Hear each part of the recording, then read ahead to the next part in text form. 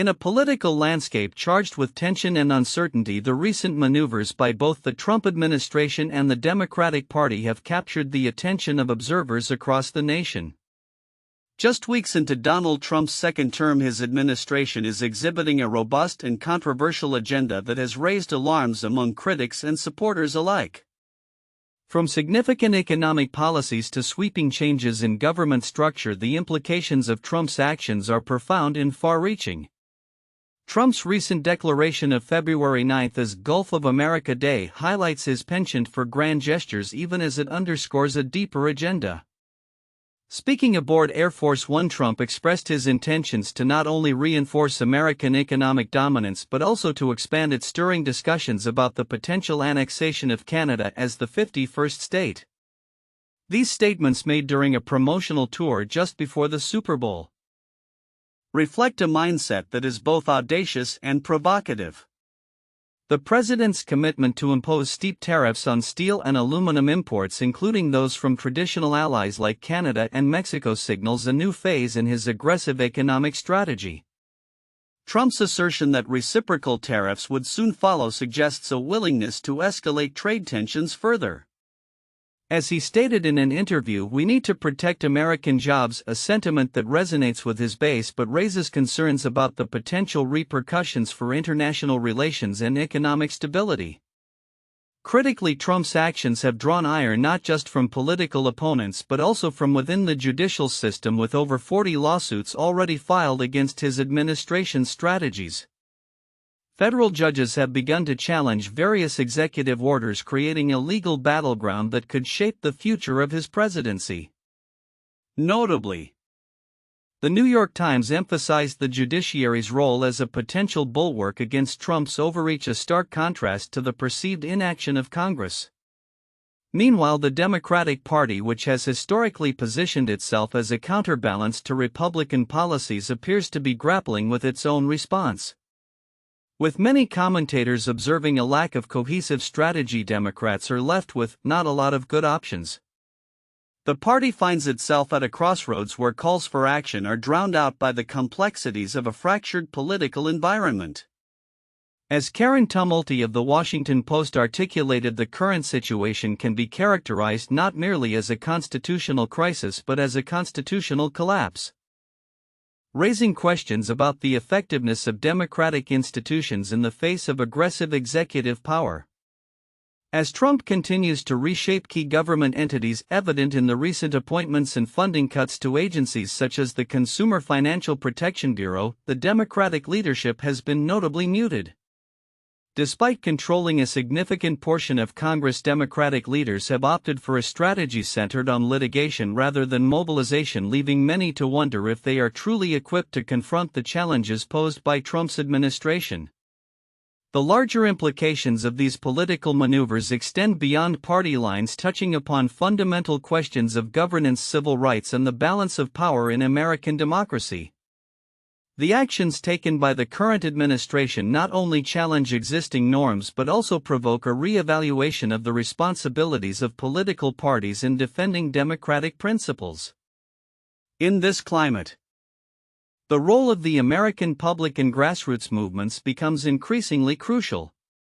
As the Democratic Party navigates its response to Trump's policies, the voices of the electorate may drive a renaissance of civic engagement, potentially paving the way for significant shifts in political dynamics.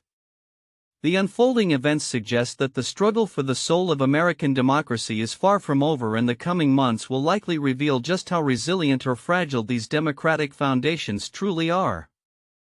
As the nation watches, the intersection of policy power and public sentiment will continue to shape the future of governance in the United States. As the political landscape undergoes yet another seismic shift, the sentiments of Generation Z are becoming increasingly critical in shaping the future of American politics. With Donald Trump back in the Oval Office, the apprehensions and aspirations of this demographic are at the forefront of national discourse. In a recent opinion piece for USA Today, writer Sarah Pequeño articulates the unease many young Americans feel in response to Trump's policies and the broader Republican agenda, arguing that their collective voice must not be silenced. Pequeño recalls the shock she felt when Trump was first elected in 2016, particularly as a liberal in a predominantly red state. This feeling of dread has resurfaced with his second administration, which she characterizes as marked by aggressive tactics against marginalized communities, including trans individuals and immigrants. She notes, "It doesn't stop the dread I now feel on a regular basis," highlighting the tangible effects of Trump's policies on her generation's well-being. The statistics are telling. A majority of Gen Z, defined as those born between 1997 and 2012, voted against Trump in the 2020 election and continued to show strong support for Democratic candidates in the 2024 cycle. Pequeño emphasizes that this generation is not only diverse but also largely opposed to the values that Trump represents. More than 1 in 5 Gen Z adults identify as LGBTQ+, 2% of the generation identifies as transgender, she points out, underscoring how Trump's policies threaten the rights and identities of young Americans. While acknowledging the division within Gen Z, Pequeño urges her peers not to succumb to despair. Instead, she advocates for activism and community engagement as essential tools for change. Hope itself is a radical act, she asserts, encouraging young people to become involved in local politics, protest against injustices, and demand accountability from their representatives. This call to action is particularly relevant as the 2026 midterm elections loom, where the stakes for young voters are significant. Shifting focus to the political dynamics in Florida. The state has become a focal point for the ongoing tussle within the Republican Party, particularly with Trump's resurgence. A recent article from the New York Times highlights the power struggle between Florida Governor Ron DeSantis and Republican legislators who are increasingly aligning with Trump on key issues like immigration. This discord reflects a larger trend of shifting allegiances and ambitions among Republicans in the state, complicating DeSantis's previously unchallenged authority. As DeSantis navigates his dwindling influence, he must also contend with prospective challengers eyeing his position. The notion that Trump's endorsement will weigh heavily on future candidates adds another layer of complexity to an already fraught political landscape. The ongoing immigration debate, marked by public disagreements and legislative maneuvering, signals a significant shift in the internal dynamics of Florida's Republican establishment. In a broader context, recent polling indicates a surprisingly high approval rating for Trump in his first month back in power, suggesting that despite the pushback from younger voters, he still commands significant support among older demographics. This juxtaposition raises critical questions about the long-term implications for the GOP and how it will reconcile the contrasting priorities of its base. As America edges closer to the 2026 midterm elections, the voices of Gen Z will be pivotal in shaping the political narrative. The challenges posed by Trump's administration are not merely political, they resonate deeply with the values and aspirations of a generation that seeks inclusion, progress, and a future free from the shadows of discrimination. The coming years will test whether the GOP can adapt to these shifting tides or if it will continue to alienate younger voters in its pursuit of power. In conclusion, the interplay between Trump's administration and the emerging influence of Gen Z will undoubtedly shape the political landscape in the years to come. As young Americans rally for their rights and values, their engagement in the democratic process will be crucial in determining the trajectory of the nation. The question remains, will the Republican Party heed the warnings of a generation that refuses to be sidelined? Only time will tell as the political landscape continues to evolve. In a politically charged atmosphere, Senate Democrats have recently launched a new portal aimed at facilitating whistleblower reports concerning former President Donald Trump and his administration. This strategic move is part of a broader initiative to enhance government accountability and transparency.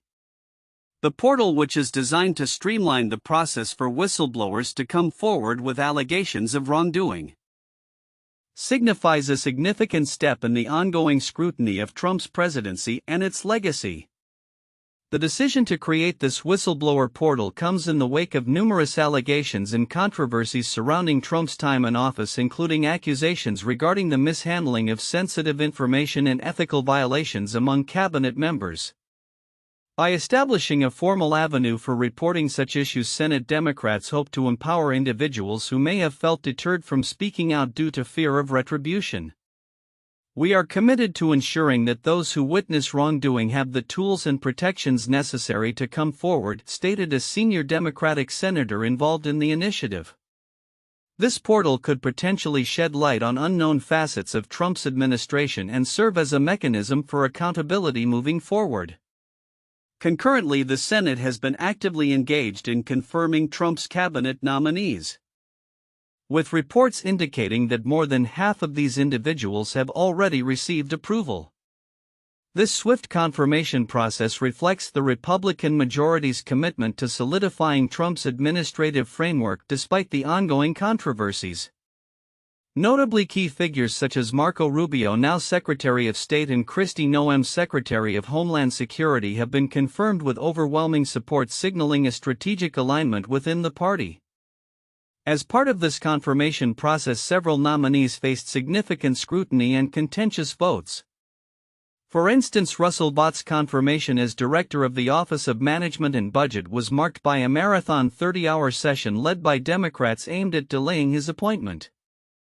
Vought has been criticized for his association with Project 2025, which critics label a right-leaning agenda that could lead to substantial federal funding cuts. Despite these efforts, Vought was confirmed by a narrow margin, underscoring the tightly contested political landscape. Moreover, Senate Democrats are not just focused on past administrations, they are also looking forward to shaping the future of governance. Recent discussions have surfaced regarding election reforms, with proposals like the comprehensive public financing of elections aimed at fostering a more competitive political environment. Such initiatives reflect a growing recognition of the need to invigorate democracy and ensure that all voices are represented in the electoral process. As the political landscape continues to evolve, the implications of these developments are profound. The establishment of a whistleblower portal may not only lead to increased scrutiny of past actions but also encourage more robust oversight of future administrations. Meanwhile, the confirmation of Trump's cabinet opens the door for his policy agenda to take shape, potentially influencing key national issues for years to come. Looking ahead, the interplay between these initiatives will likely define the political discourse in the coming months. Will the whistleblower portal lead to significant revelations that challenge the status quo, or will it serve as a symbolic gesture in a polarized political environment? As the Senate moves forward with its agenda, the answers to these questions will be pivotal in shaping the future of American governance. In the bustling corridors of the U.S. Capitol, newly minted Congressman Jeff Hurd is navigating the complexities of legislative life just a month into his tenure representing Colorado's 3rd Congressional District. A Republican with deep roots in Grand Junction, Hurd's journey from campaign trail to Congress has been marked by a commitment to family, a focus on local issues, and a pragmatic approach to governance. In a recent interview, Hurd shared insights into how his responsibilities as a legislator intertwine with his personal life, particularly as a father of 5. "It certainly motivates me to get back to Colorado as much as I can," he remarked, emphasizing the importance of maintaining a presence in his district. With a strategy to spend weekends in Colorado and utilize district workweeks for family time, Hurd underscores the balancing act that comes with public service. "It can sometimes lead to some craziness and some hecticness, but overall it's a great blessing," he added, reflecting on the challenges of juggling family commitments with the demands of congressional responsibilities. As he settles into his role, Hurd has outlined a clear travel plan. When Congress is not in session, he will be in Colorado engaging with constituents and attending local events. His daily routine in Washington, D.C. is anything but mundane. "My average day in Congress is really busy," Hurd explained, detailing a schedule filled with meetings, committee hearings, and preparations for votes. The demands of the job are substantial, leading him to prioritize effectively amidst the chaos. "There's so much information coming and so many demands on my time that it's about trying to prioritize and make sure that I use my time most effectively," he said, acknowledging the steep learning curve that comes with the position. Hurd's approach to his legislative focus is notably defined. He has identified key areas including natural resources, agriculture, energy, and infrastructure as his primary concerns. Those are things that in campaigning I heard most clearly were affecting families and small businesses here in the 3rd Congressional District, he stated. This alignment with the needs of his constituents, he believes, will enable him to make a tangible impact. He aims to cut through regulatory burdens that can impede economic growth and elevate the quality of life for families in his district. Despite the Republican majority in the House, which currently stands at a slim 218 to 215, Hurd recognizes the unique challenges this presents. It makes it easier in some ways and also more difficult in others, he noted, acknowledging that the narrow margin requires careful navigation of party dynamics. With a commitment to delivering results for his constituents, he understands that collaboration across party lines may be essential. Hurd's pragmatic conservatism is reflected in his approach to national issues, including his relationship with former President Donald Trump. While he has not yet had a one-on-one meeting with Trump, Hurd plans to address issues of principle without shying away from difficult conversations. When I do speak up on issues, it's going to be those circumstances where I feel there's important principles at stake, he explains, suggesting a readiness to prioritize the interests of his district over party loyalty when necessary. As Hurd establishes his presence in Congress, he faces the dual challenge of upholding the legacy of his predecessor Lauren Boebert while carving out his own identity. I want to make local headlines, not national headlines, he asserted, signaling a desire to focus on substantive achievements rather than sensationalism. His intention is clear: to be a diligent representative for the people of Colorado's 3rd Congressional District, addressing their needs through effective governance and thoughtful legislation. Looking ahead, Hurd is poised to tackle the intricacies of congressional duties with a clear vision and a grounded approach. As he continues to build relationships and navigate the political landscape, his ability to balance personal commitments with public service will be tested. However, his commitment to prioritizing the needs of his district and fostering collaboration suggests that Hurd is ready to meet the challenges of his new role head-on. The evolution of his congressional tenure will undoubtedly be watched closely as he seeks to deliver on his promises to his constituents while navigating the complexities of national politics. In the complex landscape of American governance, the judiciary often finds itself in a reactive position, particularly when faced with the actions of a powerful executive. This dynamic is increasingly evident as former President Donald Trump continues to navigate a controversial political terrain, raising concerns about the efficacy of the courts in curbing executive overreach.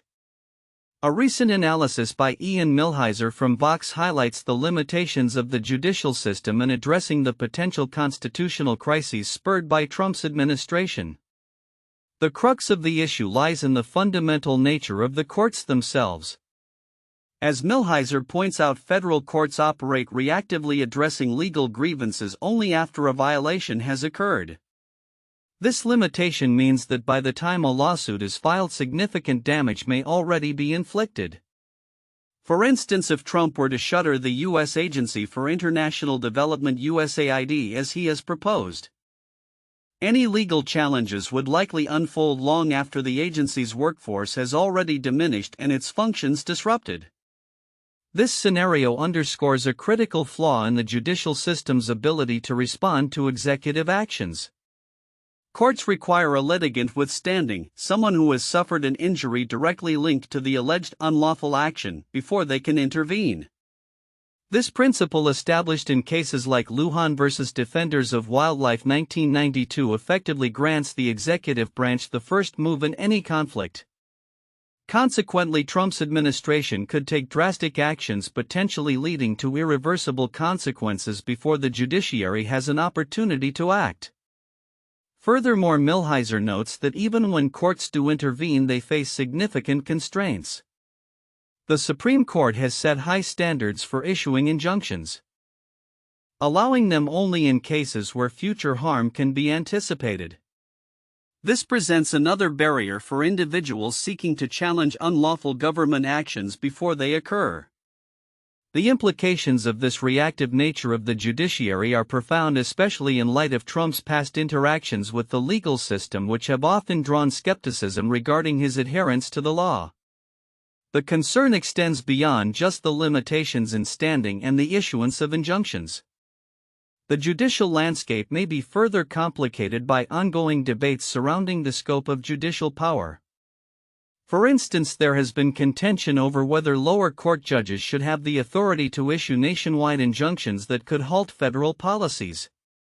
This issue has been particularly contentious in recent years, with some judges asserting their ability to enjoin the entire federal government from pursuing certain policies deemed illegal, while others argue that such power should be reserved for higher courts.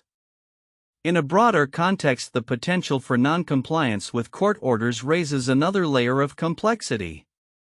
Historically, the enforcement of judicial decisions relies on the executive branch.